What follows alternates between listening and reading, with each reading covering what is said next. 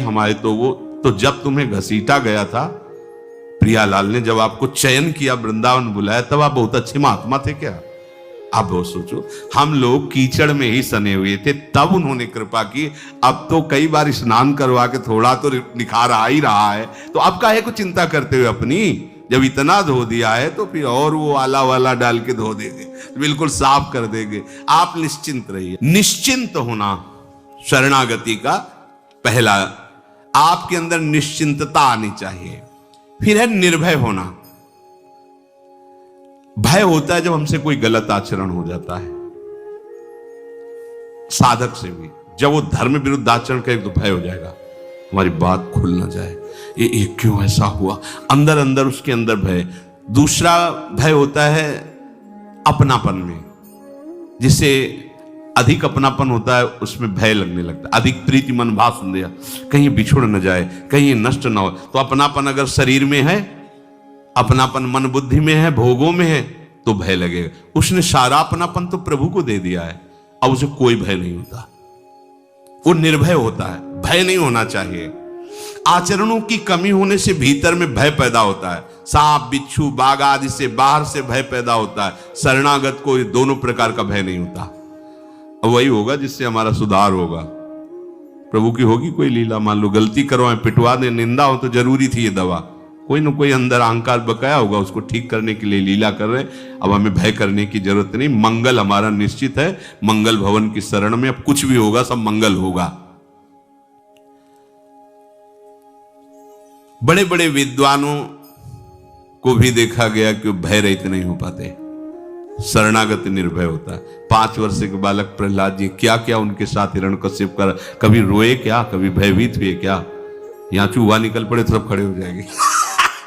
ले हम लोग कैसे शरणागत भक्त है, अगर चूहा निकल जाए तो सब अभी खड़े, हल्ला मच जाएगा ये चूहा ऐसे। तो मतलब भय की स्थिति तभी जाएगी। देखो कहा सिंह हो, बोले नहीं नरसिंह।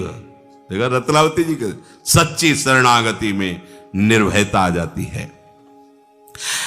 कुछ भय ऐसा होता है कि मेरी वृत्तियां खराब हो गई हैं, मेरे भाव अंदर प्रभु का नहीं रह गया है, और हमें लगता है मुझे भगवान क्या स्वीकार करेंगे। ये भी बात नहीं, वृत्तियां हैं, हम वृत्तियों से भगवान की शरण में थोड़ी रहे, हम भगवान की शरण में रहे। वृत्तियां नहीं लगती, मन नहीं लगता तो हम भगवान के नहीं है क्या? हाँ ठीक है, देखो जैसे पंडित का लड़का है, पंडित के आचरण नहीं कर रहा है, उद्दंडता कर रहा है, तो कहा तो पंडित का लड़का जाएगा। ऐसे ही हमारे आचरण संत महात्माओं जैसे नहीं है, पर हम अंदर से कहते हैं हम हैं तो प्रभु के ना। वो जिस दिन संभालेंगे ना तो करूं शद्यते साधु समाना, ये विश्वास आप रखिए, इस विश्वास को टलने मत दीजिए। वृत्तियों की, मेरे मन की सारी शुद्धि प्रभु के विश्वास से ठीक हो। ममता मल जर जाए, सब मल नष्ट हो जाएंगे। मत प्रसादात तरिष्यति सर्व दुर्गाणि मत प्रसादात, मेरी कृपा से सब दुर्गुणों से मुक्त हो जाएगा। तो मुझे ऐसी शंका भी नहीं करनी कि मुझे किसी बात से भयभीत होना है। इसका मतलब ये नहीं कि साफा बांध के गलत मार्ग में चल देना है, फिर शरणागति कैसे रहे। प्रतिकूल वर्जनम, अचानक कोई गलती हो जानी है तो हमें फिर लगता है कि हमारे सुधार की जो जरूरत है प्रभु करवा रहे हैं। अब गाली मिलेगी, दंड मिलेगा, अपमान मिलेगा, ये सब दवा मिलेगी, तैयार रहो, भयभीत नहीं होना, होश में रहो, हमारे होश हैं प्रभु, तैयार रहो। अब ऑपरेशन थिएटर में आ गए, अब जो जो होना होगा डॉक्टर जाने, अपने को चिंता नहीं करनी। तीसरा है निशोक, पहला निश्चिंत, दूसरा निर्भय, तीसरा निर्भय। हमें किसी बात का शोक नहीं होना चाहिए।